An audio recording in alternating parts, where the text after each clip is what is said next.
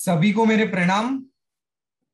जैन शाला के अंतर्गत इस आनंदगंज चौबीसी के हमारे 18वें स्वाध्याय के अंदर आप सभी का स्वागत है। पर्यूषण पर्व और 10 लक्षणा पर्व के कारण हमारा थोड़ा ब्रेक आ गया, बट वापस हमारी जो ये स्वाध्याय की श्रृंखला थी वो शुरू हुई है। सो सभी को बहुत आनंद है और करने का मौका मिलेगा। सो मैं सभी की तरफ से रमजान भाई का स्वागत करता हूँ इस सीरीज के अंदर। रमजान भाई प्रणाम। जी प्रणाम, धन्यवाद नील भाई। जैन शाला के अंतर्गत चल रहे हमारे इस आनंदगंजी स्वाध्याय के 18वें स्तवन में श्री अरनाथ जिन स्तवन की बात आज करनी है।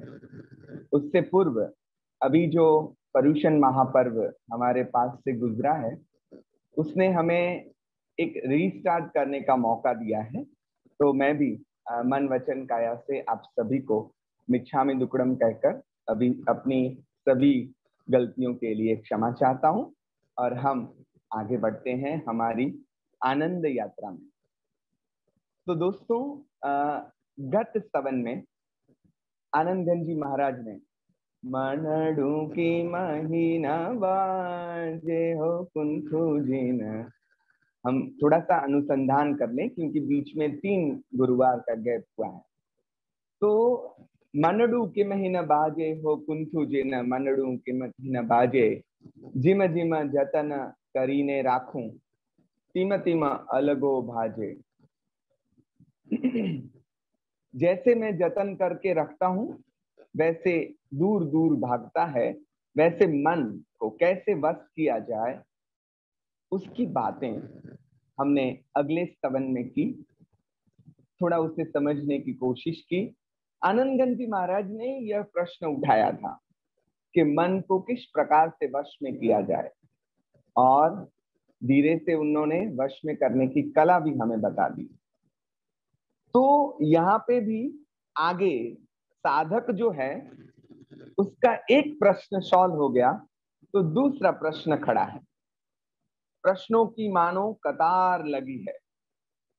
दोस्तों, जिसे आगे बढ़ना है उसके लिए प्रश्न उठना बड़ा ही स्वाभाविक है, क्योंकि जिसे आगे का रास्ता नापना है उसे जिज्ञासा होगी कि कैसे आगे बढ़ा जाए।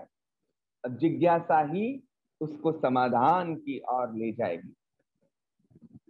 तो आनंदगंज जी महाराज के इस स्तवन में भी और एक जिज्ञासा है और एक प्रश्न है और उसका समाधान भी है। आनंदगंज जी महाराज के स्तवनों में से गुजरते गुजरते हमने ये महसूस किया है कि उसमें एक क्रमिक विकास है। एक क्रमिक विकास की भूमिका मानो हम देख रहे हैं उसके अंदर। जैन दर्शन में आज जिसकी बात जरा गंभीर तौर पे करनी है वो ये है व्यवहार नय और निश्चय नय। यह जो स्तवन है वो मेरे विषय से भी आगे का है, मेरी क्षमता से भी आगे का है, लेकिन I will try my best to do the best. तो जैन दर्शन जो है वो बताते हैं किसी भी वस्तु को, व्यक्ति को, विचार को देखने के लिए, समझने के लिए व्यवहार नय और निश्चय नय की 2 बातें जैन दर्शन में की गई। व्यवहार नय का अर्थ है कि उसका शब्द ही, जिसमें व्यवहार शब्द ही आता है, तो व्यवहार के संदर्भ में मानो कि दुन्यवी संदर्भ में किसी बात को, किसी व्यक्ति को, विचार को देखना। वो मैं अपनी बेटी को बेटी समझता हूं, ये व्यवहार है। अपनी पत्नी को पत्नी समझता हूं, ये व्यवहार है। मेरी माता को माता समझता हूं, मेरे छात्रों को छात्र समझता हूं, ये व्यवहार दृष्टि से मेरे छात्र हैं या मेरी माँ है या मेरी बच्ची है।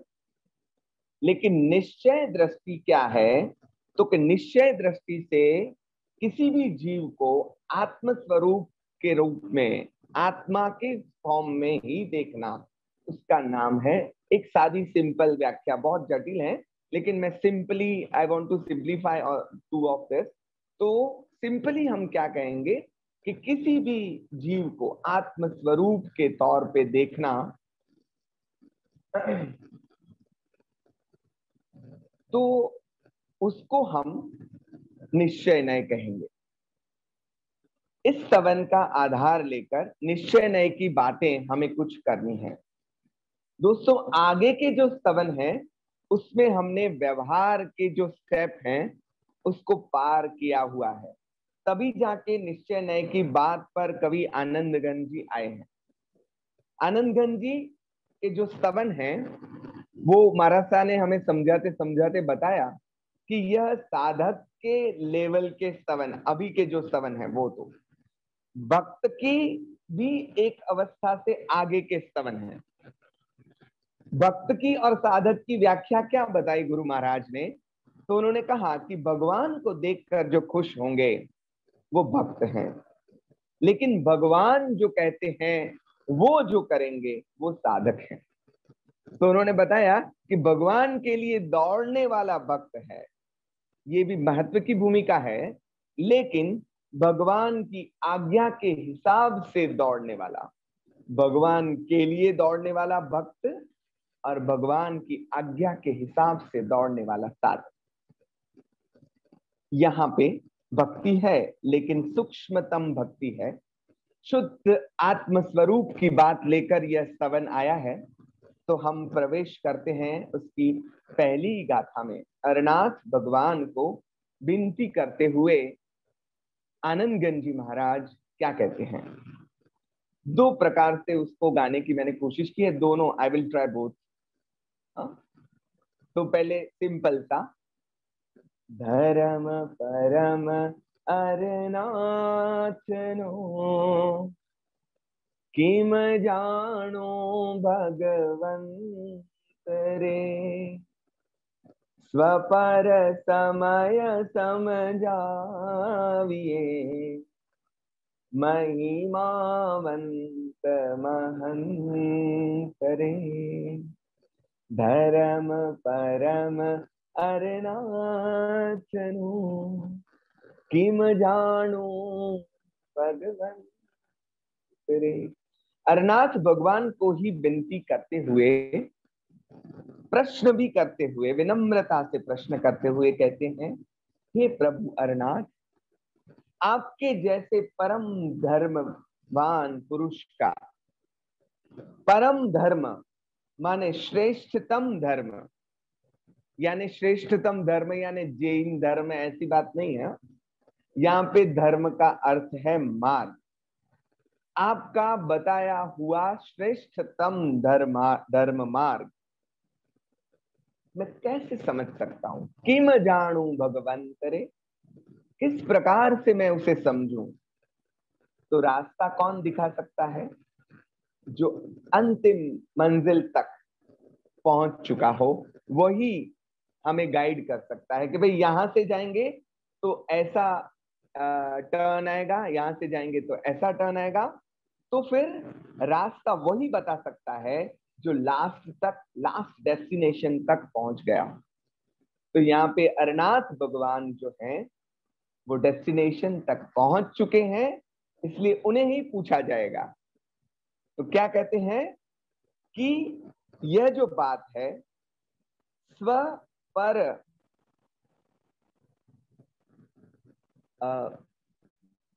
पर समय से मुझे बताइए, स्व पर समय समझाविए, महिमावंत महंतर।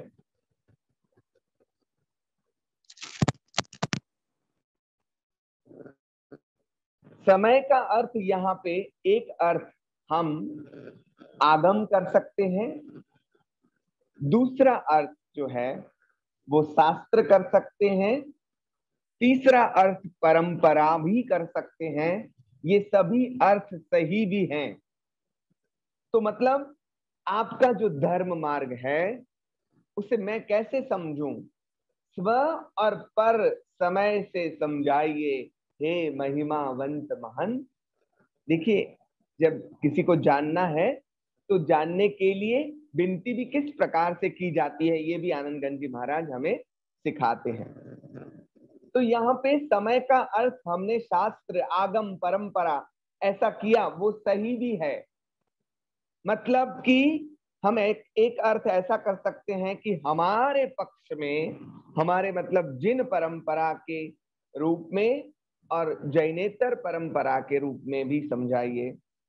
तो एक हम हमारे फॉर्म में हम जिस परंपरा के साथ जुड़े हुए हैं, आगम का आधार लेकर हमें समझाइए, और अन्य परंपरा के साथ उस बात को जोड़कर भी समझाइए। लेकिन दूसरी ही जो कड़ी है, दूसरी ही जो गाथा है, उसमें स्व और पर का अर्थ उन्होंने बदल दिया।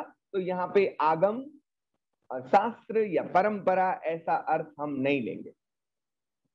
पोताना मत मुजब मतलब स्व पर समय मत मुजब मतलब क्या है कि यहाँ पे अध्यात्म मार्ग की बात है, तो यहाँ स्व और पर का भेद भी नहीं रहेगा दोस्त। हमारे तौर तरीकों से समझाइए और अन्य के तौर तरीकों से समझाइए। तो वो बात यहाँ पे नहीं आएगी, क्योंकि स्वशास्त्रों का भी अंत में तो छेदन करना ही होगा, उसको भी छोड़ना होगा। स्व और पर की जो परिभाषा लेकर हम चल रहे हैं, उससे भी तो हमें परे होना होगा। तो इसलिए साधक साधना की एक ऐसी ऊंचाई पर खड़ा है कि जहां मेरा तेरा ऐसा कुछ नहीं है। तो यहाँ स्व और पर माने मेरा तेरा नहीं, जैनेतर भी नहीं। तो फिर किसके साथ स्व और पर के समय को समझाया है? तो सीधा आत्मा के साथ समझा, आत्मा के साथ उसका अनुसंधान जोड़ दिया है। वो बात स्पष्ट होती है दूसरी गाथा में। पहली गाथा में हमने देखा कि आनंद घन जी महाराज विनती करते हैं। कौन सी विनती करते हैं? कि हे भगवान, आप धर्म परम अरनाथनो, मैं कैसे समझूं? तो हे परम पिता, हे परमेश्वर, हे अरनाथ भगवान, आप मुझे समझाइए स्व और पर समय से। लेकिन यहाँ समय का अर्थ आगे हम अलग करते हैं, किस प्रकार से समझाने की बात करते हैं। आइए दूसरी गाथा में आगे बढ़ते हैं।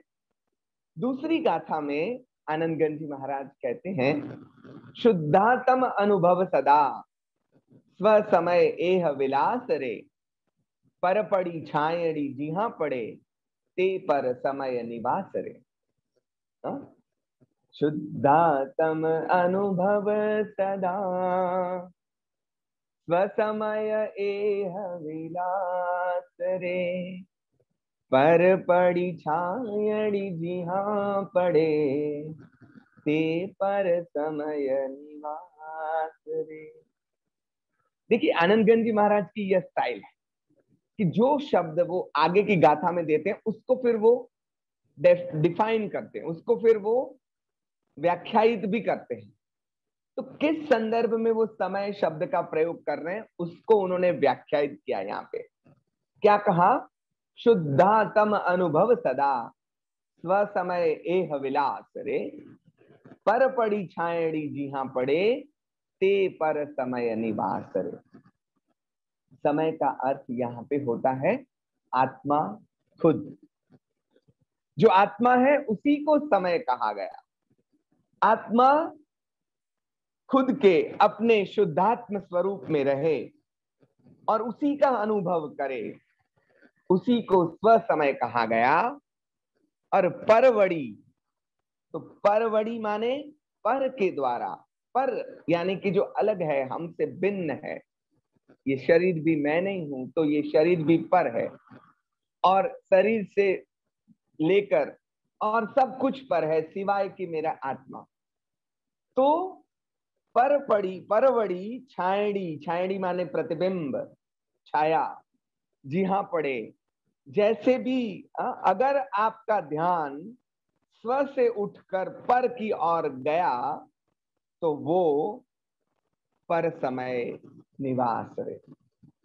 तो यहाँ स्व समय और पर समय की व्याख्या भी की आनंदगंज जी महाराज। श्रीमद राजचंद्र जी ने कहा है ना, स्वमा वस परथी खस आटलू बस। स्वमा वस परथी खस, पहली जो गाथा है, पहली जो आदि दो लाइनें हैं, उसका यही है स्वमा वस। अगर तुम स्व में वास करते हो अपने आप में, आत्मस्वरूप में रमणता है तो वो स्व समय है, और पर में अगर हो तो पर समय है। हाँ, तो यहाँ पे स्व में बैठना है तो उसके लिए पर से परे होना है, लेकिन पर से परे होना पहले होगा, तभी हम स्व में स्थिर हो पाएंगे। इसलिए उल्टी सी गाथा होगी, जैसे पर से परे होंगे तभी हम शुद्धात्म स्वरूप का अनुभव कर पाएंगे। तो हमें ये प्रश्न होगा कि आत्मा के लिए अपना घर कौन सा है। तो महाराज जी ने समझाया कि जब चेतना अपनी ओर ही मुड़ी हुई होती है उसी को स्व समय कहा जाता है, और जब पर पदार्थ का चिंतन करती है या उसकी ओर उसका ध्यान केंद्रित होता है, ध्यान गया ही तो वो पर में चली गई। समय सार नामक जैन धर्म का एक बहुत बड़ा प्रसिद्ध ग्रंथ है। तो महाराज साहब ने बताया कि समय सार मतलब क्या है, वहां पे समय किस अर्थ में है, आत्मा के अर्थ में। समय का सार मतलब आत्म तत्व का निचोड़। हाँ? तो शुद्धात्म का अनुभव जितना समय, जितनी घड़ी, जितने समय तक हम शुद्धात्म स्वरूप में रह सकते हैं उतना मानो हम स्व समय में रहे। तो आत्मा अनुभव ये ऐसी कोई हाथ में आने वाली बात नहीं है। आत्मा का विषय क्या है, अनुभूति कैसे वो पकड़ सकते हैं। आत्मा तो अनुभूति का विषय है, उसे ऐसे हाथ पकड़कर हम देख नहीं सकते या उसको पकड़कर दिखा भी नहीं सकते। तो हमारे नरसिंह मेहता जी ने कह दिया कि कैसा है आत्मा, नेत्र विण निरखवो रूप विण परखवो, नेत्र विण निरखवो बिना आंख के देखना है, नेत्र विण निरखवो रूप विण परखवो वण जिह्वाए रस सरस पीवो रे। तो नेत्र, बिना नेत्रों के उसे देखना है, रूप के बिना उसे परखना है, और बिना जिह्वा के उसका जो सुमधुर रस है उसका पान करना है। तो मतलब आत्मा जो है वो तो अनुभूति का विषय है। तो महाराज साहब ने ये भी समझाया कि अनुभूति मतलब या आत्मा का अपने आप में रहना मतलब क्या। तो जब भी आत्मा ज्ञानोपयोग में है तो राग आदि कोई भी विकार अगर उसमें नहीं मिलते हैं तो वो अपने आप के स्वरूप के अंदर स्थिर है। आत्मा आत्मा को ही पहचानती है, उसी का नाम स्वभाव में रहना है। इसी को स्वधर्म में रहना भी कहते हैं। स्वधर्म में रहना मतलब, मुझे एक बात यहाँ पे जोड़ने का बहुत मन कर रहा है। भगवान श्री कृष्ण ने गीता में एक वचन कहा है, स्वधर्मे निधनम श्रेय परधर्मो भयावह। स्वधर्मे निधनम श्रेय परधर्मे भयावह। तो उसकी भूमिका पे उसका अर्थघटन अलग हुआ है। कोई सामान्य व्यक्ति उसका अर्थघटन क्या करेगा कि अपना धर्म खराब भी है तो भी उसे नहीं छोड़ना है। मतलब हिंदू हो तो हिंदू ही रहो, मुसलमान मत बनो, मुसलमान हो तो हिंदू मत बनो, ये हो तो ये मत बनो। ये एक बहुत ही स्थूल अर्थ। विनोबा जी ने गीता प्रवचन लिखे हैं, मतलब पहले तो जेल में कहे हैं, फिर उसका पुस्तक प्रकाशित हुआ। उन्होंने स्वधर्म का अर्थ ये बताया कि स्वधर्म माने कर्तव्य, और उन्होंने विठोबा वगैरह का उदाहरण भी दिया कि उनके सामने भगवान भी आते हैं लेकिन माता पिता की सेवा में मशगूल हैं, कर्तव्य को महत्व दिया। वो सब प्रसंग प्रचलित हैं, so I don't want to repeat. लेकिन मेरे जो गुरु महाराज है परम पूज्य उपाध्याय श्री भुवन चंद्र जी महाराज, वो उससे भी एक स्टेप आगे बढ़ के उन्होंने बताया कि जैन शासन जो है वो स्वधर्म की क्या व्याख्या करता है। तो स्वधर्म की व्याख्या है आत्म स्वरूप में रहना। आत्मा खुद अपने गुणों में, अपने स्वरूप में स्थिर रहे, आत्मस्थ रहे, उसी को स्वधर्म पालन कहा जाता है। तो देखो, आत्म स्वरूप से बाहर हुए नहीं कि आपने अधर्म का आचरण किया नहीं। एकदम हाइट की बात है ये, लेकिन हाइट से अगर देखा जाए तो ये धर्म है। तो धर्म का पालन करना माने प्रतिक्षण अपने स्वरूप में रहना। हमारे लिए कठिन है लेकिन वी कैन ट्राई। चेतना के अलावा और किसी का विचार ही ना हो, ऐसी निर्विकल्प अवस्था को ही स्वधर्म पालन कहा गया। तो शास्त्र जैसे जो हैं वो उसमें सहायक बनेंगे, लेकिन उसको भी छोड़कर आगे बढ़ना होगा। स्व समय और पर समय की व्याख्या आनंदगंज जी महाराज ने दूसरी गाथा में की, और तीसरी गाथा में जरा आगे बढ़ते हुए उन्होंने कहा, पहले गाथा में कहा कि हमें धर्म समझाइए स्वधर्म और परधर्म के हिसाब से, स्व समय और पर समय के हिसाब से। फिर स्व समय और पर समय की व्याख्या की, और आगे बात बढ़ती है तीसरी गाथा। तारा नक्षत्र ग्रह चंदनी ज्योति दिनेश मजार रे, दर्शन ज्ञान चरण थकी शक्ति निजात मधार।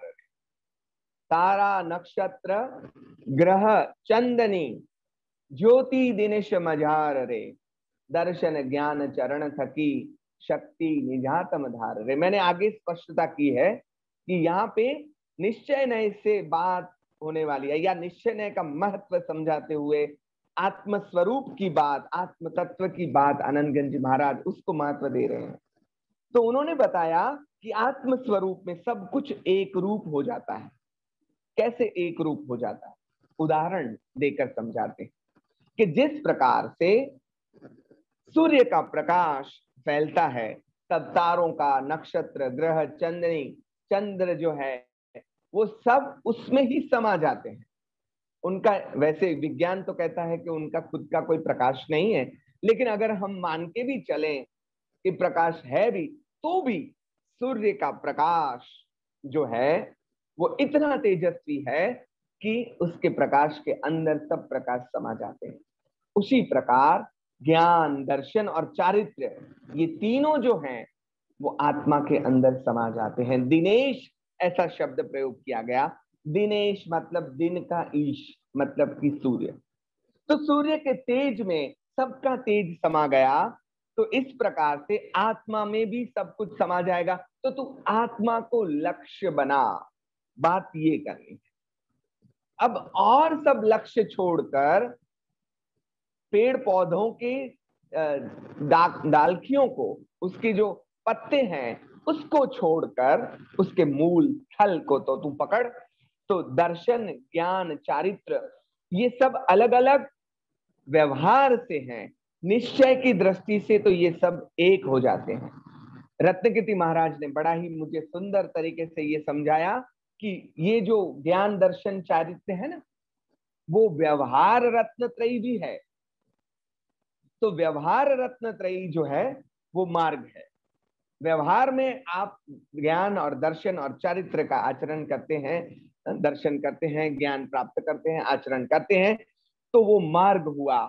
और ये जो जिसकी यहाँ पे बात हुई है, ये तीनों का एकत्व माने अभेद रत्नत्रयी, वो व्यवहार रत्नत्रयी है। ज्ञान, दर्शन, चारित्र व्यवहार में भी होना चाहिए। तो उसी से आगे बढ़ते बढ़ते बढ़ते बढ़ते हमें अभेद रत्नत्रयी तक पहुंचना है। तो वो क्या है? आत्मस्थ होना। एक ही बात बारी बारी से यहाँ पे रिपीट होते होते होते बहुत बार आएगी। तो आत्म स्वरूप को प्राप्त करना मतलब ज्ञान, दर्शन, चारित्र सबको ही प्राप्त कर लेना। तो यहाँ पे अभेद रत्नत्रयी आ गई, तो उसको रत्नकीर्ति महाराज ने मुझे समझाया कि उसको हम मंजिल कह सकते हैं। तो व्यवहार रत्नत्रयी, उससे मार्ग चलकर फिर हम यहाँ पे पहुंचे हैं अभेद रत्नत्रयी तक। तो ज्ञानमय, दर्शनमय, चारित्रमय ऐसी अवस्था में पहुंचेंगे। लेकिन पहुंचेंगे कैसे? पहुंचेंगे कैसे? चिंतन से नहीं पहुंचेंगे, केवल उसके लिए साधना करनी होगी। इसीलिए मैंने जो आगे बात कही कि यहाँ पे आत्म स्वरूप को नरसी ने कह दिया, ज्યાં लगी आत्मा तत्व चिन्ह्यो नहीं, ત્યાં लगी साधना सर्व झूठी। ज्યાં लगी आत्मा तत्व चिन्ह्यो नहीं, ત્યાં लगी साधना सर्व झूठी। आनंदगंज जी महाराज ने भी इसी प्रकार से बातें की है। तो आत्मा को अगर आपने जान लिया तो आपने सब कुछ जान लिया। अगर आत्मा को नहीं जाना तो आपने कुछ भी नहीं जाना। देखिए, इसका आधार हमें आगमों से मिलता है। एगम जाने तो सबम जाने। एगम जाने, जिसने एक को जान लिया उसने सब कुछ जान लिया। तो जिसने, क्योंकि हमारे वेदों में भी ये कहा गया, पिंडे सो ब्रह्मांडे, जो पिंड में है वही तो ब्रह्मांड में है, ये कोई अलग नहीं है। तो ब्रह्मांड को कहां ढूंढने जाओगे, उसको कहां प्राप्त करने जाओगे? यहां पे जो बैठा है, पिंड में जो स्थिर है, उसको प्राप्त कर लो। तो उसको प्राप्त कर लोगे तो ब्रह्मांड को प्राप्त कर लिया। एगम जाने तो सब्बम जाने, जैन शास्त्र कहते हैं, वैदिक शास्त्र कहते हैं, पिंडे तो ब्रह्मांडे। और उसी बात को आनंदगंज जी महाराज समझाते हुए कहते हैं कि मेरे दोस्त, आत्म स्वरूप को प्राप्त कर ले तो तू सब कुछ प्राप्त कर लेगा। इसी बात को एक और उदाहरण के साथ वो स्पष्ट करते हैं चौथी गाथा में। भारी पीड़ो चीकणो, कनक अनेक तरंग रे, पर्याय दृष्टि न दीजिए, एकज कनक अभंग रे। कनक माने सुवर्ण, सोना तो सोना ही है, लेकिन उसमें उसके और भी गुणधर्म है। वो भारी भी है, उसका वजन कर सकते हैं हम। हाँ, तोला, ये 1 तोला 2 तोला 5 तोला। वो पीला भी है, उसका एक कलर भी है। वो चिकड़ो छे एटले चिकना भी है। तो भारी है वो भी सोना है, पीला है वो भी सोना है, चिकना है वो भी सोना है। पर्याय दृष्टि से आप देखेंगे तो आपको वो भारी लगेगा, पीला भी लगेगा, चिकना भी लगेगा, ऐसा भी लगेगा, वैसा भी लगेगा। और आगे बढ़कर मैं बताऊं तो उसके अगर गहने बना दो तो कोई आपको हार लगेगा, कोई आपको ये कान की बाली लगेगी, कोई पैरों की झांझर लगेगी, क्या अलग अलग अलग अलग अलग लगेगा, लेकिन वो है क्या? तो सोना है। तो इसी प्रकार से आनंदगंज जी महाराज बताते हैं कि पर्याय दृष्टि के बहुत सारे विभाग हैं। हम व्यवहार में देखिए, जो नॉर्मल व्यवहार है, नॉर्मल हमारा रूटीन व्यवहार, उसमें हम ऐसा भारी पीला चीकना ऐसा अलग अलग नहीं करते। क्या कहते हैं? सोना सोना ही कहते हैं ना। तो लेकिन जीव के भी ऐसे पर्याय नहीं देखने चाहिए, उसको भी आत्म स्वरूप के रूप में ही देखना चाहिए। हमने अगर पर्याय की दृष्टि से देखा तो हमें सब कुछ अलग अलग लगेगा, और अगर निश्चय की दृष्टि से देखा तो हमें सब कुछ एक समान लगेगा। तो हर एक व्यक्ति, हर एक जीव को अगर हम व्यवहार की दृष्टि से देखते हैं तो कोई मोटा लगेगा, कोई पतला लगेगा, कोई हिंदू लगेगा, कोई मुसलमान लगेगा, कोई पक्षी लगेगा, कोई पशु लगेगा, कोई ये लगेगा, कोई वो लगेगा। लेकिन अगर हम उसे आत्म स्वरूप के रूप में ही देखेंगे तो वो आत्मा ही देखेगा। अगर देखिए, हमें समत्व दृष्टि प्राप्त करनी है अगर साधना के लिए, तो आत्मा के रूप में देखेंगे तभी समत्व दृष्टि आएगी। पर्याय दृष्टि से अगर हम बात करने जाएंगे तो कोई हमें गरीब लगेगा, कोई अच्छा लगेगा, कोई बुरा लगेगा, कोई गरीब लगेगा, कोई तवंगर लगेगा, कोई काला लगेगा, कोई गोरा लगेगा, कोई पतला लगेगा, कोई झाड़ा लगेगा। तो ये ऐसे तो हजारों करोड़ों भेद पड़ सकते हैं व्यवहार से देखने जाएंगे। लेकिन अगर हम आत्म दृष्टि से देखेंगे तो कोई भेद नहीं लगेगा दोस्तों। तो नरसिंह मेहता ने जो वैष्णव जन की लाक्षणिकता में कहा है ना, सकड़ लोक मां सौने वंदे, सकड़ लोक मां सौने वंदे जी, निंदा न करे के नीरे। तो सकड़ लोक में आप सबको वंदन कब कर पाएंगे? कोई भुंड आ गया आपके सामने तो वो भी जीव है। सकड़ लोक मां सौने वंदे मतलब जो भी जीव हैं वो सब आत्म स्वरूप हैं। उस प्रकार से अगर आप उसको देखेंगे तो वो वंदनीय लगेंगे। दोस्तों, नवकार के संदर्भ में मैंने नहीं, इससे पहले के पर्यूषण में बातें की थी, पूरा व्याख्यान उस पे था। लेकिन उसमें एक बात मुझे ये समझ में आई कि नवकार में हमने जो 24 मतलब पंच परमेष्ठी जो हैं वो जो हैं, जो हो चुकी हैं, उसको तो वंदन किया है। जो अभी है उसको भी वंदन किया है, लेकिन जो होने वाली है उसको भी वंदन किया है। तो यहाँ पे उसको भी वंदन हम कब कर, उसको तो कोई भी हो सकता है ना, जो अभी नहीं हुआ है तो कोई भी व्यक्ति पंच परमेष्ठी हो सकता है। तो इस प्रकार से नवकार को अगर समझेंगे तो नवकार को सही मानने में समझने वाला व्यक्ति सबको आत्मस्वरूप देखेगा और किसी के प्रति धिक्कार या घृणा या द्वेष नहीं होगा, सबके प्रति प्रेम होगा। क्यों? कि सबको आत्मस्वरूप के रूप में देखेंगे। तो ये इतने अंदर तक, गहराई तक हम जब जाएंगे तब स्थिर हो जाएंगे। फिर कुत्ता कुत्ता नहीं लगेगा, आत्मा लगेगा, गाय गाय नहीं लगेगी, आत्मा लगेगा, ब्राह्मण ये वो ऐसा कुछ नहीं लगेगा। आनंदगंज जी महाराज देखिए साधक की अवस्था को ऊपर लेके जा रहे हैं। अभी ये अवस्थाएं आ रही हैं, आगे की बातों में बहुत सारी बातें आई, लेकिन ये बात नहीं आई थी, तो ये रह ना जाए, यहाँ पे ये भी बात आई और उसका असर व्यवहार पे पड़ेगा। तो व्यवहार में भी संतुलन आएगा।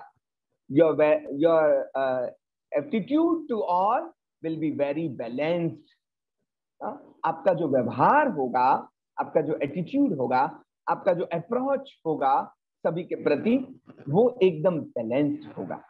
तो महाराज साहब ने ये बहुत सुंदर तरीके से समझाया कि जब हम गहराई तक जाएंगे तो हमें मूल नजर आएंगे, तो हमें पता चलेगा कि रमजान भी एक आत्मा है, सामने जो सुन रहे हैं वो भी एक आत्मा है, यहाँ पे चींटी कोई घूम रही है वो भी तो एक आत्मा है।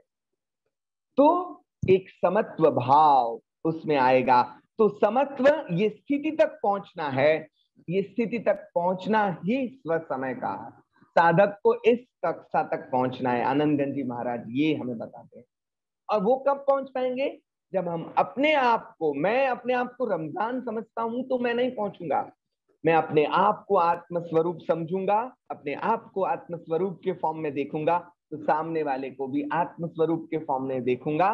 तो ये जो भेद दृष्टि है उसको मिटाने की बात आनंदगंज जी महाराज करते हैं। फिर ना तो कोई सेठ रहेगा, ना तो कोई नौकर रहेगा, ये सब भेद जो है वो मिट जाएंगे।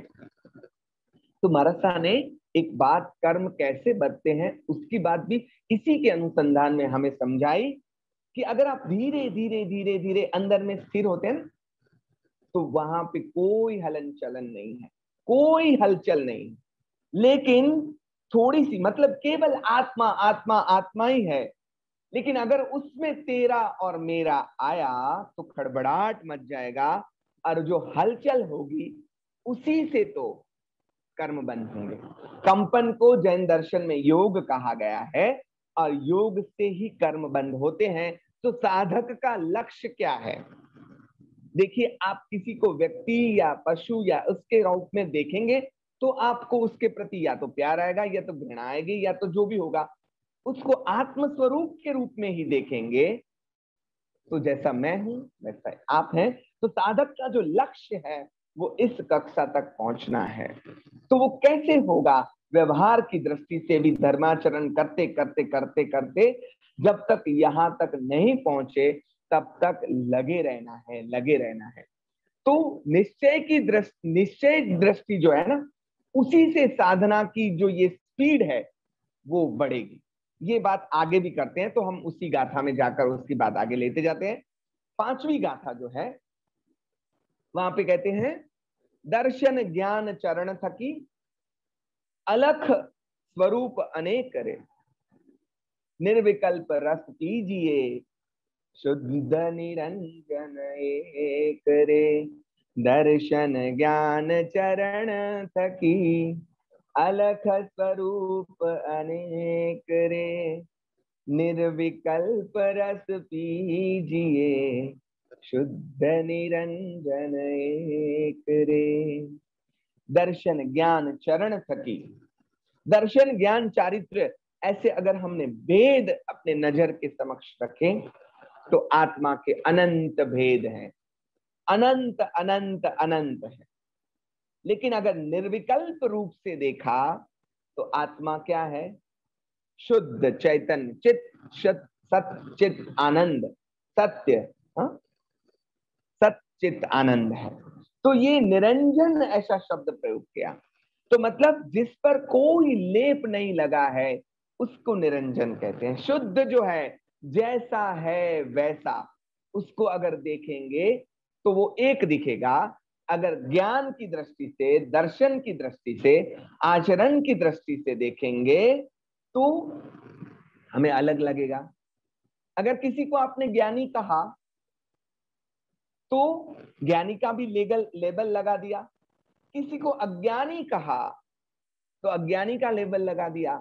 अरे दोस्तों, अज्ञानी में भी पूरा ज्ञान भरा पड़ा है, प्रकट नहीं हुआ है, इतना ही फर्क है केवल, लेकिन वो भी ज्ञान से संपन्न है। अगर देखिए हम इस प्रकार से रिहर्सल करते रहे, अपने भावों को गूंथते रहे तो द्वेष मुक्त होने का ये मार्ग। निश्चय दृष्टि जो है वो अगर हमें आ गई तो समत्व दृष्टि आएगी, और समत्व दृष्टि से आगे बढ़ते बढ़ते हमें राग और द्वेष से मुक्त होना है। कैसे मुक्त हो पाएंगे उसका भी आनंदगंज जी महाराज मार्ग बताते हैं और कहते हैं इस प्रकार से आप द्वेष मुक्त होंगे। आत्मा को जानना है, लेकिन इतना सिंपल नहीं है, क्योंकि हाथ आ जाए ऐसा ये तत्व नहीं है। तो फरी फरी बारी बारी से, हाँ, उसको भेद भेद के रूप में अगर देखेंगे तो दर्शन के हजारों भेद हैं, ज्ञान के हजारों भेद हैं। कोई रोगी लगेगा, कोई भोगी लगेगा, कोई ये लगेगा, कोई वो लगेगा। अभेद की दृष्टि से आप देखेंगे तो आपको वो केवल, देखिए कितना सिंपल है ये और कितना वो कठिन है, लेकिन हमने कठिन रास्ता पकड़ लिया है, सिंपल नहीं पकड़ रहे हैं। आनंदगंज जी हमें कान पकड़ कर कह रहे हैं कि बच्चा यहाँ पे आ जाओ और ये मार्ग अपना लो, देखो तुम्हारी यात्रा जो है वो कितनी जल्दी आगे बढ़ती है। तो जो साधक है उसे ये आदत डालनी होगी, धीरे धीरे धीरे धीरे। उसका अर्थ ये नहीं है कि आपका व्यवहार छूट जाएगा। निश्चय और व्यवहार की जो बातें हैं हमारे यहाँ, तो निश्चय को पकड़ लिया, सबको आत्म स्वरूप से देखने लगे तो व्यवहार छूट गया? नहीं, आप व्यवहार तो वैसे ही जैसे करते होंगे वैसे करेंगे, लेकिन अंदर में समझदारी बैठी होगी कि ये मेरी बेटी है तो मैं बेटी की तौर से ही उसके साथ व्यवहार करूंगा। लेकिन मुझे पता होगा कि ये मेरी बेटी व्यवहार न से है, वैसे तो एक परम चैतन्य रूप एक आत्मा है। तो अगर उस दृष्टि से मेरा व्यवहार रहा तो उसके प्रति मेरी आसक्ति नहीं रहेगी, और आसक्ति नहीं रही तो मेरी यात्रा जो है वो आसान बनती चली जाएगी। तो निश्चय को पकड़ना है, लेकिन व्यवहार को छोड़ना भी तो नहीं है। इसलिए यशो विजय जी महाराज ने 125 गाथा के स्तवन में बता दिया कि साधक क्या करते हैं, कौन से साधक पहुंचते हैं। निश्चय दृष्टि हृदय धरी जी पाड़े जे व्यवहार। निश्चय दृष्टि हृदय धरी, अंदर में कौन बैठा है? निश्चय, लेकिन जो व्यवहार का पालन भी तो करता है। पुण्यवंत ते पामशे भव समुद्र नो पार, वही पुण्यवंत पार कर सकेंगे भव समुद्र को। तो व्यवहार नहीं पालना है ऐसा नहीं है, व्यवहार का अनुसरण भी करना है। वो उसी स्तवन में आगे बताते हैं। सुरंग एक उदाहरण देते हैं। सुरंग चढ़ी जिम पामिये जी वेगे पूर्णो पंथ, मार्ग तेम शिवनो लहे जी व्यवहारे निर्ग्रंथ। महल चढ़ता जिम नहीं जी तेह सुरंग जीनु काम, सुरंग नु काज सफल नहीं निश्चय लहे जी तेम तनु क्रिया साज। क्रिया भी चाहिए, क्रिया चाहिएगी, क्योंकि महल तक पहुंचना है तो घोड़ा तो चाहिए, लेकिन घोड़ा महल के अंदर नहीं जाएगा, वो आपको उतार देगा महल के द्वार पर। हाँ, तो यहाँ व्यवहार को आलंबन बनाना है और निश्चय को अंदर में स्थिर रखना है। ऐसे करते करते करते आपको आगे बढ़ते रहना है, और इसी प्रकार से निर्विकल्प रस पीजिए शुद्ध निरंजन एक, ऐसा बता दिया। और फिर आगे क्या कहा? परमारथ पंथ जे कहे ते रंजे एक तंतरे, व्यवहारे लख जे रहे ते है न भेद अनंतरे। यहाँ पे देखिए व्यवहार और निश्चय की इतनी सारी बातें क्यों कर रहे हैं हम। हमारे यहाँ ये दोनों विभाजन हो चुके हैं। कुछ जो हैं वो व्यवहार को इतना गाढ़ रूप से पकड़कर बैठे हैं कि निश्चय की बात कभी सोची ही नहीं है, और कुछ जो हैं वो निश्चय को सीधा पकड़ लिया, मानो 10वीं पगथिये पे 10वें स्टेप पे, हाँ, ऐसे छलांग मार कर चढ़ गया, और छलांग मारने गए तो गिर गए। ऐसा भी हुआ है। तो परमार्थ यहाँ पे क्या कह दिया, परमारथ पंथ जे कहे ते रंजे एक तंतरे। परम अर्थ, परम सत्य तक जिसे पहुंचना है वो रंजे मतलब रमणता करता है, खेलता है। सेमा सेमा, हाँ, किसमें खेलता है, एकत्व। परमारथ पंथ जे कहे ते रंजे एक तंतरे, वो एक को ही पकड़ता है। एकत्व जो है, अभेद जो है, सबको एक करके। देखिए जैसे कई गायों का वृंद जा रहा है तो हम क्या बोलेंगे, गाय जा रही हैं, गायें जा रही हैं, गौवा जा रही हैं। तो हम भूल जाएंगे कि उसमें काली भी है, गोरी भी है, कोई लाल भी है, कोई मोटी भी है, कोई दुर्बल भी है, कोई सशक्त भी है, बहुत सारी गायें। लेकिन हम क्या बोलेंगे, देखिए एकत्व जब साधा है तो वो सरल हो जाएगा, सरल हो जाएगा। तो जिसे परम का लक्ष्य, परम लक्ष्य तक पहुंचना है वो एक में स्थिर होगा। व्यवहार का जो मार्ग है ना, वो व्यवहारे लख जे रहे तेहना बेदन, आगे की बात कोई रिपीट रिपीट रिपीट कर रहे हैं।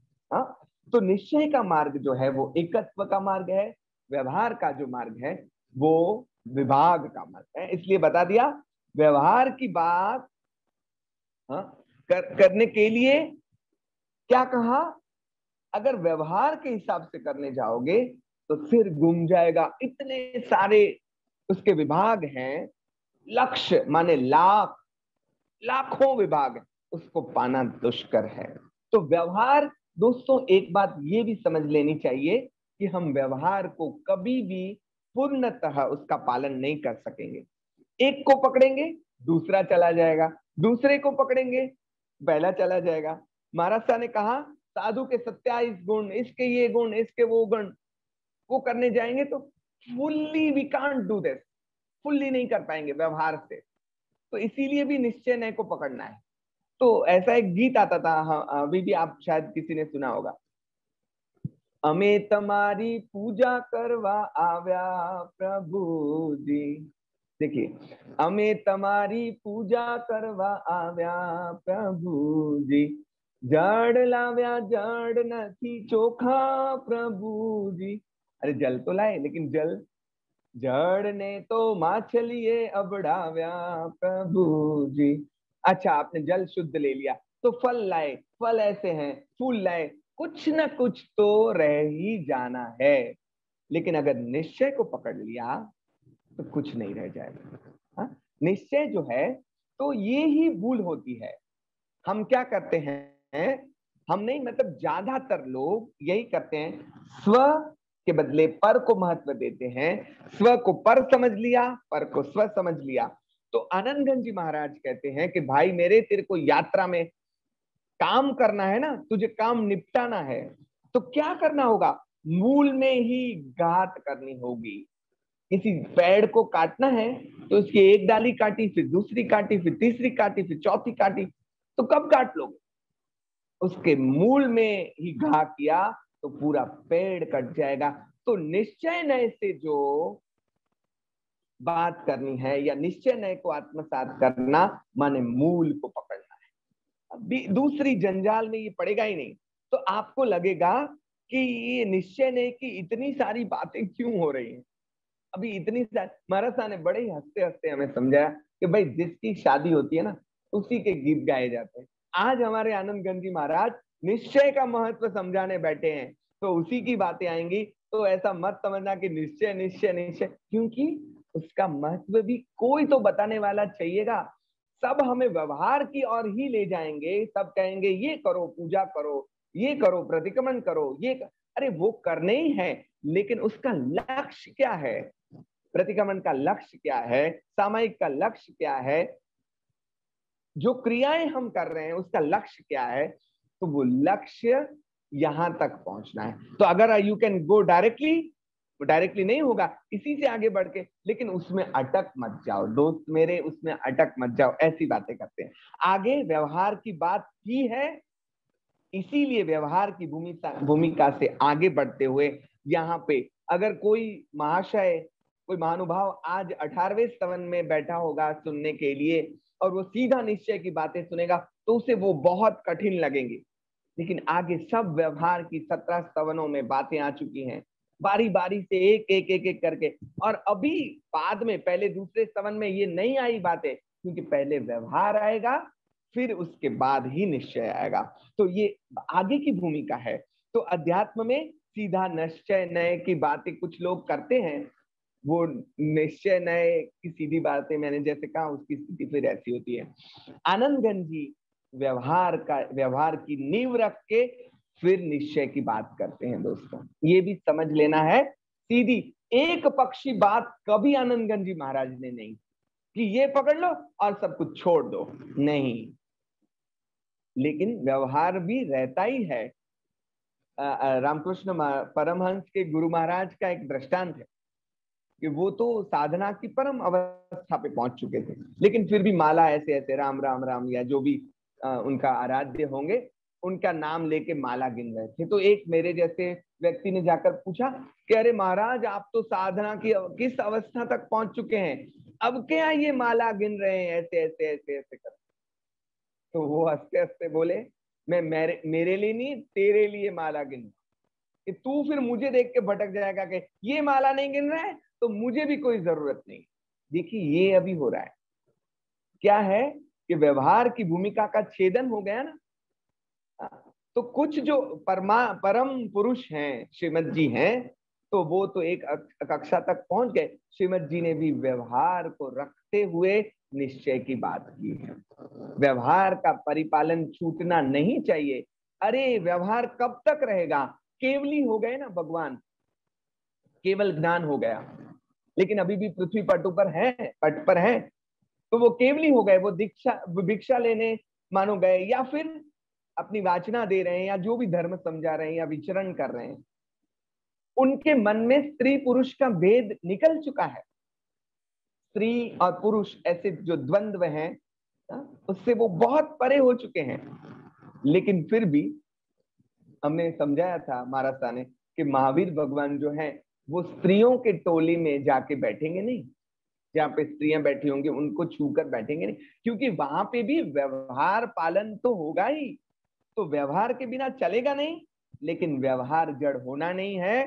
तो व्यवहार में रहते रहते महाराज साहब ने ये समझाते हुए बताया कि व्यवहार में जैसे सांप और नेवला है ना, तो नेवला और सांप लड़ रहे हैं, तो अभी लगता है नेवले को कि अब मैं मुझ पर उसका विष जो है वो हावी हो जाएगा, तो वो जाता है दौड़ के नोड वेल जो है ऐसी वेल उसको सूंघ लेता है और फिर से उस शक्ति प्राप्त कर लेता है। तो व्यवहार में रहना है और निश्चय की नोड वेल को बारी बारी से फिर जब समय मिला निश्चय दृष्टि से सोचने के लिए बैठ गए, निश्चय दृष्टि से चिंतन करने के लिए बैठ गए, निश्चय दृष्टि से पूरे जगत को, ब्रह्मांड को, जीव मात्र को देखने के लिए बैठ गए।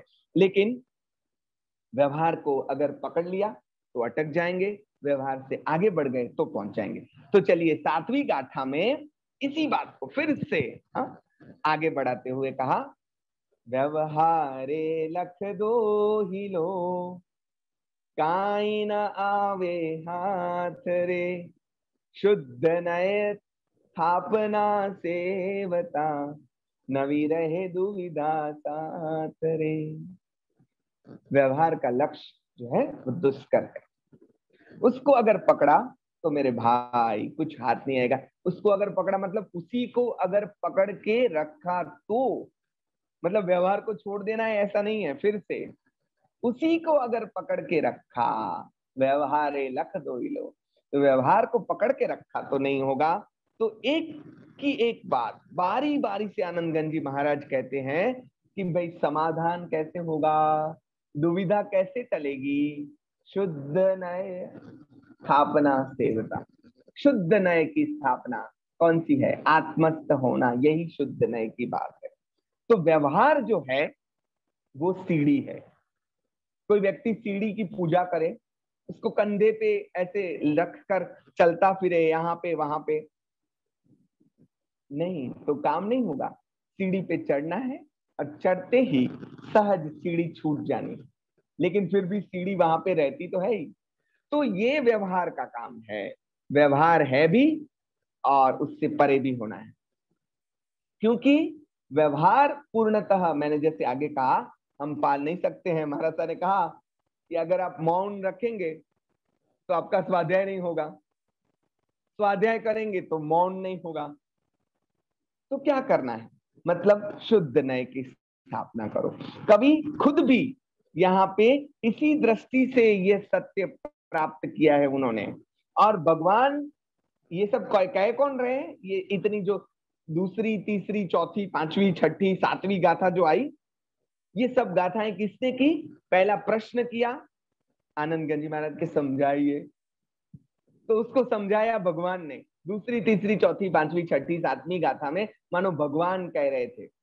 हाँ, तो कभी खुद इस दृष्टि से ये पाया है उन्होंने। भगवान भी यही कहना चाहते हैं कि इसी प्रकार से आगे बढ़े तो ही आप इस अवस्था को प्राप्त कर पाएंगे। तो भगवान, अब तक भगवान बोल रहे थे, हाँ? अब फिर वापस से कवि बोल रहे हैं। देखिए, ये बात मैंने बारी बारी से की है, तो उसके लिए ज्यादा हम बात नहीं करेंगे। व्यवहार के रूप में वो लक्ष्य, उसको जो है वो प्राप्त करना दुर्लभ है, उससे कुछ हाथ नहीं आएगा। उसके लिए निश्चय नहीं पकड़ना होगा। हाँ? किसी पेड़ के कांटे आप काटने जा रहे हैं तो एक कांटा काटा, दूसरा काटा, तीसरा काटा, चौथा काट नहीं, हाँ? उसके मूल को ही काट दिया तो पूरा पेड़ उखड़ जाएगा। उसी प्रकार से तो फिर वापस कवि की एंट्री होती है 8वीं गाथा में। कवि की एंट्री हुई। पहली कवि माने आनंदगंज जी महाराज। ये कविता की स्टाइल भी देखने जैसी है, बड़ी मजेदार। भगवान ने उसका जवाब दिया। वैसे तो भगवान ने नहीं, खुद आनंदगंज जी महाराज ने ही दिया। तो देखिए, आगे के स्तवनों में भी ये बातें आई थी कि प्रश्न आनंदगंज जी महाराज करते हैं, समाधान भी आनंदगंज जी महाराज करते हैं। तो किस अवस्था तक वो पहुंचे होंगे, इसकी एक कल्पना तो कीजिए दोस्तों। हाँ? भगवान के रूप में जवाब देते हैं।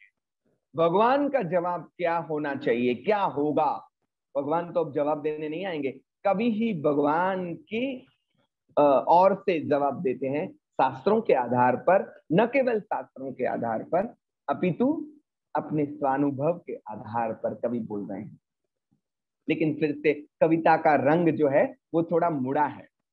हमें पता है आनंदगंज जी महाराज की कविता में ट्विस्ट आता रहता है।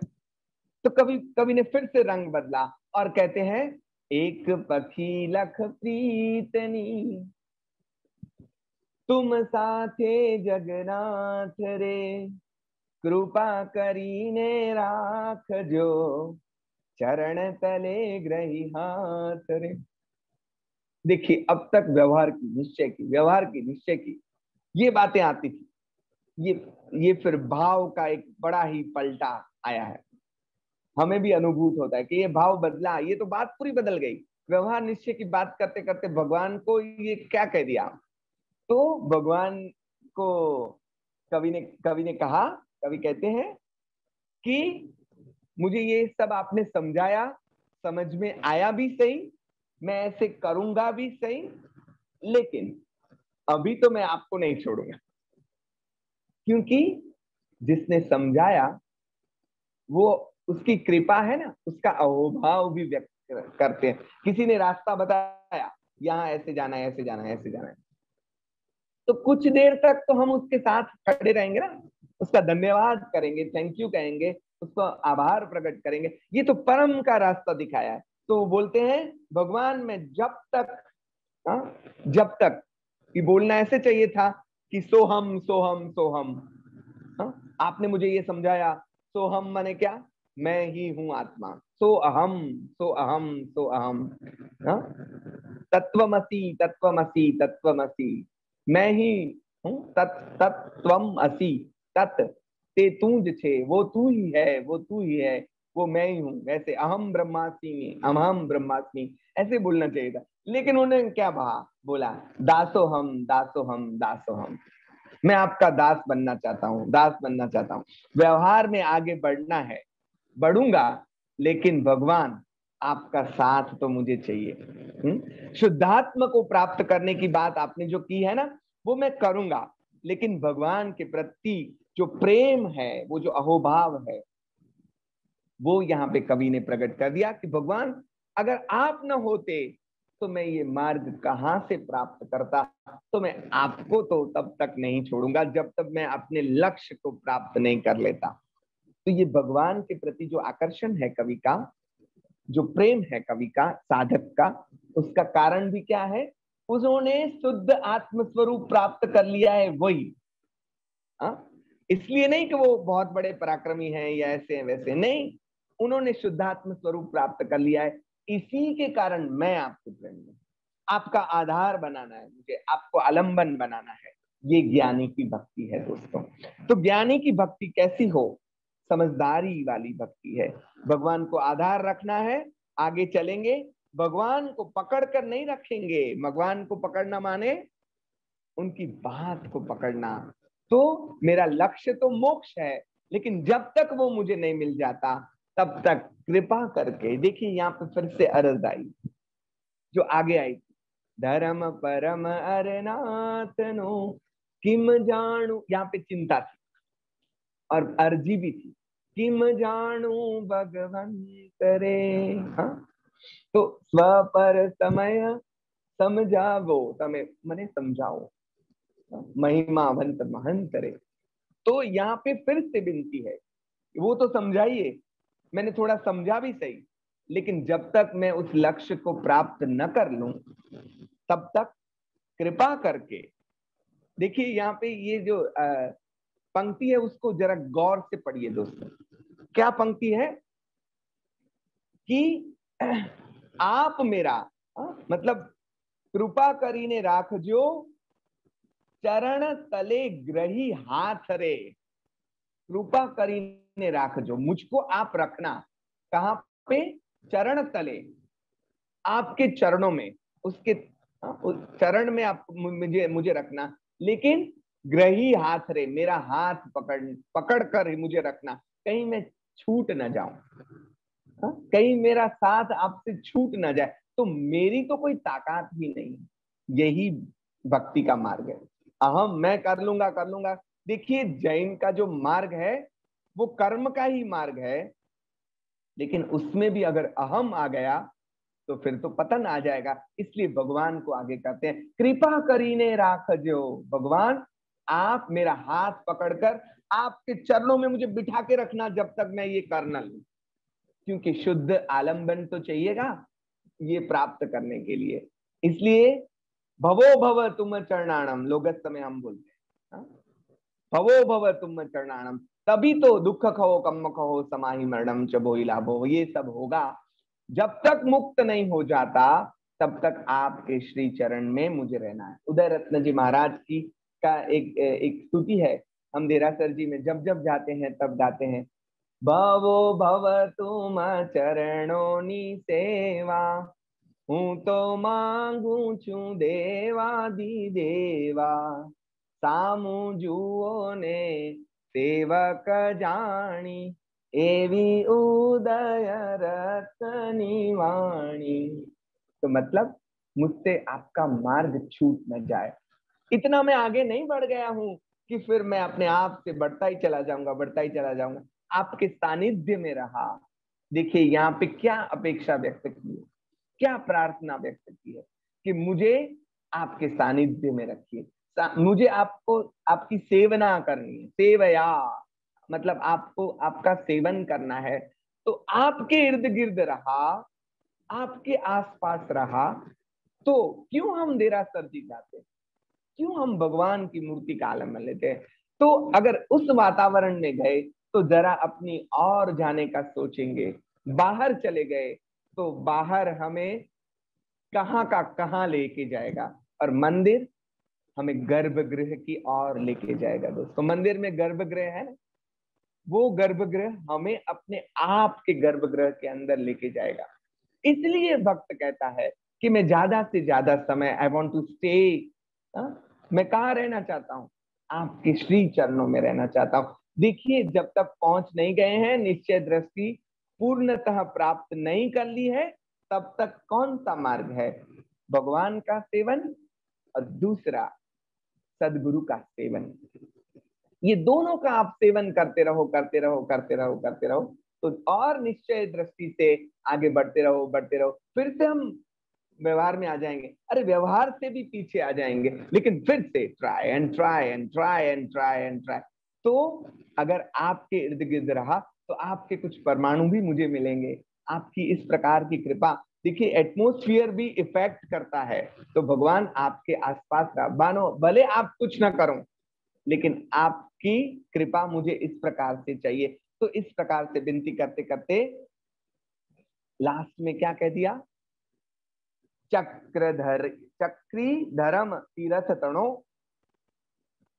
तीरथ फड़ तत सार रे, तीरथ सेवे ते लहे, आनंद घन निरधार। चक्री धर्म तीरथ तणो, तीरथ फड़ तत सार रे, तीरथ सेवे ते लहे, आनंद घन निरधार रे। पहली गाथा भगवान को आनंद गंज जी महाराज ने कही। दूसरी, तीसरी, चौथी, पांचवी, छठी गाथा भगवान ने आनंद गंज जी महाराज को कही। आठवीं गाथा फिर से आनंद गंज जी महाराज ने भगवान को कही। और नौवीं गाथा में आनंद गंज जी महाराज हमें कह रहे हैं। हमारे लिए एक ही ये है, हाँ, एक ही गाथा ये। कौन सी? चक्री धर्म तीरथ करो, तीरथ फड़ तत्सार। अरनाथ भगवान तीर्थंकर हुए। इनकी एक विशेषता ये है कि वो तीर्थंकर हुए उससे पहले, अरिहंत हुए उससे पहले वो चक्रवर्ती भी थे। तो चक्रवर्ती दुनियावी फॉर्म में भी, व्यवहार जिसे हम कहते हैं उस फॉर्म में भी चक्रवर्ती थे। तीर्थंकर बने तो फिर क्या किया उन्होंने?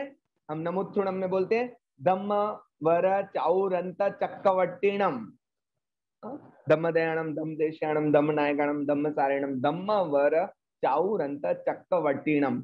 भगवान, आपने धर्म रूपी चक्र का शासन आपका यहाँ पे है। तो वहां फिर भी भगवान भी चक्रवर्ती है, लेकिन उनका चक्र कौन सा है? धर्म चक्र है। तो अरनाथ भगवान जो है वो व्यवहार की दृष्टि से भी चक्रवर्ती थे, निश्चय की दृष्टि से भी चक्रवर्ती थे। तो उनको बताया कि आपने जो चक्री धर्म तीर्थ तणो, आपने जो धर्म तीर्थ की स्थापना की, धर्म तीर्थ माने शासन, उसकी जो स्थापना की है उसका सार क्या है? तीर्थ फल तत्सार। तीर्थ फल तत्सार क्या सार है? क्या तीर्थ की स्थापना क्यों की है? जो मैंने प्राप्त कर लिया, सभी जीव करूं शासन रसी, तभी तो वो तीर्थंकर बने। और तीर्थंकर बनकर करना क्या है? सभी जीव को धर्म की प्ररूपणा करना है। धर्म की प्ररूपणा क्यों करनी है? क्योंकि सभी जीव अपने आत्म स्वरूप को प्राप्त कर ले। तो तीर्थ का सार क्या है? यही तीर्थ का सार है, आत्म तत्व को प्राप्त करना, सिद्धत्व को प्राप्त करना, आत्मस्थ होना, अपने आप में स्थिर होना। यही तो लक्ष्य है और यही तो शासन का, तीर्थ का सार है। इस प्रकार से जो तीर्थ की सेवना करेगा, मैंने की तो मैं प्राप्त करूंगा, आपने की तो आप करेंगे। तो ये पंक्तियां जो हैं वो हमारे लिए है, कि तीर्थ सेवे ते लहे। जिसने ये किया, कोई कृपा नहीं होने वाली, कुछ चमत्कार नहीं होने वाला। जिसने इस मार्ग पर चलना शुरू किया, जिसने ये रहस्य समझ लिया, जिसने इस सत्य को आत्मसात कर लिया, जो इस प्रकार से अपने आप को आगे बढ़ाता चला जा रहा है, वही तो आनंद घन स्वरूप को, आनंद घन निर्धार रे। वही तो आनंद घन पद को, आनंद घन स्वरूप को प्राप्त कर सकेगा। दोस्तों, शासन का जो अर्थ है, वो शासन का अर्थ कभी कभार हम संस्थाओं को ही शासन समझ लेते हैं। जिन शासन, ये जो है वो शासन का सार माने ये है। शासन को पकड़ रखेंगे, साधु साध्वी की बहुत सेवा करेंगे, ये करेंगे, मंदिर बनाएंगे, ये करेंगे, अरे दौड़ेंगे, बड़े बड़े फंक्शन करेंगे, बहुत काम करेंगे, बहुत अच्छी बात है दोस्तों, बहुत ही अच्छी बात है, सभी की बुरी बुरी अनुमोदना है। लेकिन भगवान कहते हैं दोस्त वहां पे अटक मत जाना, अटक मत जाना। ये स्थूल आराधना है, सच्ची आराधना तो क्या है? तू जब अपने आप के रूप में स्थिर होगा, आत्मस्थ होगा, तो वही सच्ची आराधना है। कोई एकदम उत्साही व्यक्ति है, वो शासन की सेवा करते करते करते करते जिंदगी बिता देता है और उसे पता ही नहीं चलता कि मुझे यहां तक पहुंचना है। आनंदगंज जी महाराज ने कृपा करके हमें ये बताया है कि मेरे दोस्त, तू वहां पे अटक मत जा। घर को साफ सूफ करता रहे, करता रहे, करता रहे, करता रहे, करता रहे, और घर में रहने ही ना जाए। अरे घर में रहना है, घर में रहने जाना है, तो कम रहने जाएगा। चल बहुत साफ कर लिया, अब रहने तो जा। दिशा 11वीं ज्ञाति उगड़े, तेरी भीतर नी पगदंडी, उसमें चल तो सही, आत्मरमणता के लिए आगे बढ़ तो सही। कब आगे बढ़ेगा? हम जैन हैं ऐसा तो हमने बहुत गौरव ले लिया, लेकिन भगवान की करुणा हमें ये संदेशा देती है कि मेरे दोस्त, उससे आगे बढ़ के तू आत्मस्थ कब होगा, मैं तब खुश हूं। वो खुश होने वाले नहीं है, लेकिन मैं ये चाहता हूं।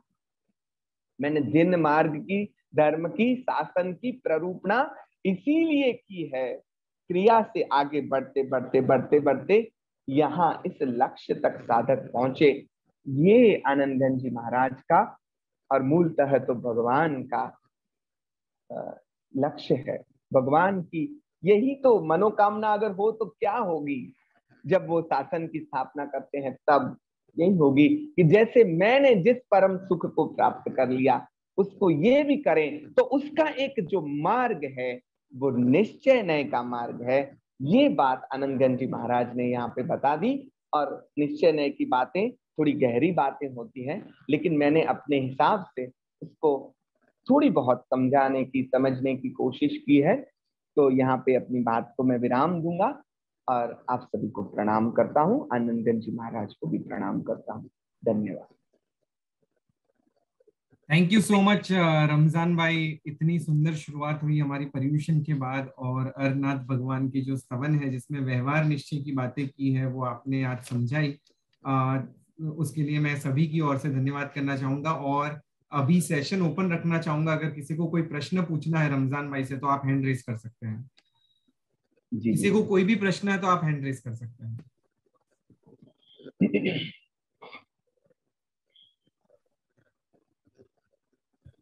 जी, तो रमजान भाई से रिक्वेस्ट करूंगा कि आप एक बार अभी वापस दो स्टेंजा एटलीस्ट गा के सुनाइए। हाँ जी, हाँ जी, हाँ तो जी। हम मैं उसको रिवाइज करने की कोशिश करते हैं।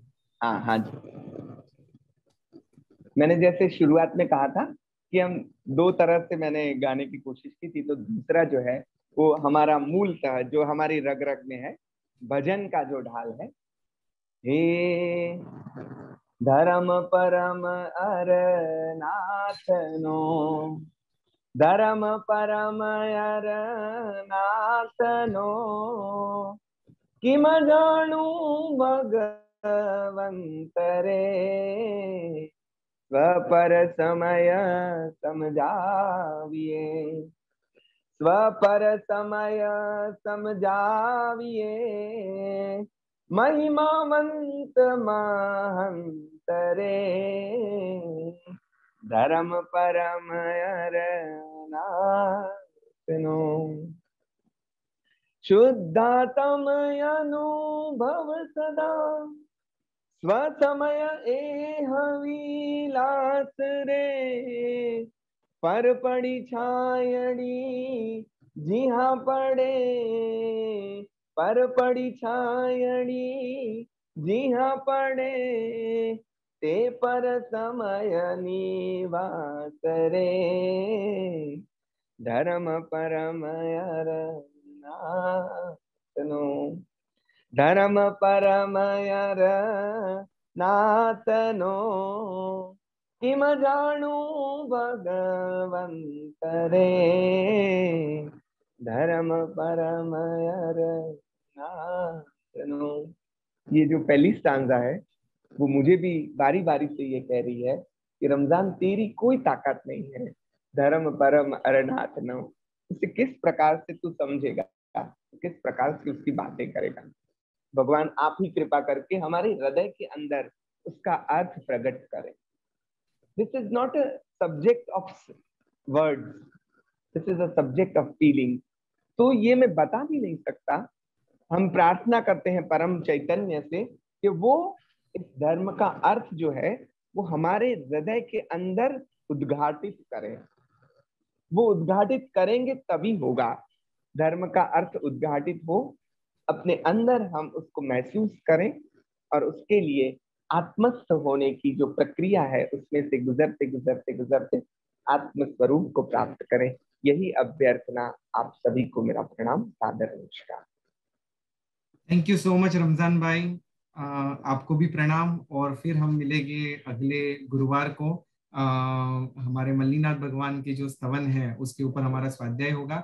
तब तक के लिए हम विराम लेना चाहेंगे, पर उससे पहले मैं सभी को कहना चाहूंगा कि पुनः ये स्वाध्याय श्रृंखला शुरू हुई है, तो आप जितने लोगों तक ये पहुंचा सके उतना पहुंचाइए, तो सभी को इस श्रुति ज्ञान का लाभ होगा। और साथ ही साथ अगर कोई सेशंस आपने मिस किए हैं तो आप यूट्यूब पे द जैन फाउंडेशन चैनल के ऊपर जाके प्लेलिस्ट के ऊपर आनंदगंज 24 की प्लेलिस्ट में वॉच भी कर सकते हैं। और साथ ही साथ आप सबको खुशखबरी देना चाहूंगा कि जैन फाउंडेशन में ऐसे नित्य नवीन कोर्सेस आते रहते हैं। तो अक्टूबर महीने से 2 नए कोर्स शुरू होने वाले हैं, जिसमें 6 अक्टूबर से शुरू होने वाला है राजनीति के ऊपर कोर्स, यानी कि जैन धर्म में राजनीति के ऊपर जो ग्रंथ लिखे गए हैं, नीति शास्त्र के ऊपर जो ग्रंथ लिखे गए हैं, ऐसा ही एक 10वीं शताब्दी में आचार्य सोमदेव सूरी द्वारा रचित नीति वाक्यामृतम, जो कि राजा महेंद्र के लिए लिखा गया था, तो उसके अंदर बहुत सुंदर राजा की नीति कैसी होनी चाहिए, एक लीडर को कैसा होना चाहिए, तो वैसे लीडरशिप क्वालिटीज को सिखाता हुआ ये ग्रंथ है जो हमें व्यवहारिक जीवन में बहुत ही उपयोगी होगा। तो ऐसा ही ये संस्कृत का ग्रंथ, और 12 सेशन के अंदर ये ग्रंथ का हम अध्ययन करेंगे, जिसका अध्ययन हमें करवाएंगे मुजफ्फरनगर से डॉक्टर जय कुमार जैन, जो कि संस्कृत के बहुत बड़े विद्वान हैं। वो हमें इस ग्रंथ का अध्ययन कराने वाले हैं हिंदी भाषा के अंदर। तो मैं सभी से अनुरोध करूंगा कि जैसे ही रजिस्ट्रेशन लिंक आए तो आप जरूर से इसके लिए रजिस्ट्रेशन करना। हर बुधवार को शाम को 8 से 9 इसका अध्ययन होगा। सो आप सब इसमें जुड़ना। और साथ ही साथ अक्टूबर के लास्ट वीक के अंदर एक नया कोर्स लॉन्च होगा, जिसमें जैन आर्ट और आइकॉनोग्राफी के बारे में बताया जाएगा। ये 8 लेक्चर की सीरीज रहेगी, जिसमें हमें आर्ट आइकॉनोग्राफी का बेसिक नॉलेज प्राप्त होगा, जिससे हम कभी भी जैन मंदिरों में दर्शन करने के लिए जाते हैं, पूजन करने के लिए जाते हैं, तो उसकी जो आर्ट आर्किटेक्चर आइकॉनोग्राफी होती है तो वो क्या इंडिकेट करती है, ये सब कुछ हमें समझ में आ सकता है। तो आप उसको भी जरूर से रजिस्ट्रेशन करना, और आपके सर्कल में जिसको भी ऐसे विषयों में इंटरेस्ट है उन तक ये मैसेजेस जरूर पहुंचाना। इसी के साथ हम आज के सेशन को विराम देते हो, और विराम देने से पहले जगत के सभी जीवों का कल्याण हो, जगत के सभी जीवों का मंगल हो, जगत के सभी जीव हमारे मित्र है, कोई भी हमारा वैरी नहीं, इस भावना के साथ प्रार्थना। अणु परमाणु शिव बनी जाओ, अखा विश्व नु मंगल थाओ, सर्वे जीवो मोक्षे जाओ। खामेमि सव्व जीवे सव्वे जीवा खमंतु में, मित्ति में सव्व भूवेसु वैरम मज्जन केणई, सर्वथा सौ सुखी थाओ, पाप ना कोई आचरो, राग द्वेषति मुक्त बनीने, समता सौ समाचरो। सभी को मेरे प्रणाम। रमजान भाई प्रणाम। जी प्रणाम, सभी को वंदन।